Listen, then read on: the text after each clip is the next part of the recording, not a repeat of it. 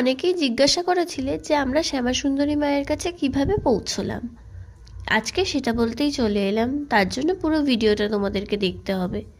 তোমরা তো অনেকেই জানো যে আমরা এখন রুমমেট।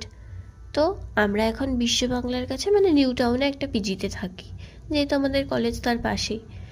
অ্যান্ড সেখান থেকে কিভাবে যাবে সেটা আমি তোমাদেরকে বলে দিচ্ছি। বিশ্ব বাংলা স্ট্যান্ড থেকে, বিশ্ব বাংলার যে বাস স্ট্যান্ড আছে সেখান থেকে বাস ধরবে, তোমরা বিধাননগরও যেতে পারো অথবা শিয়ালদাও যেতে পারো।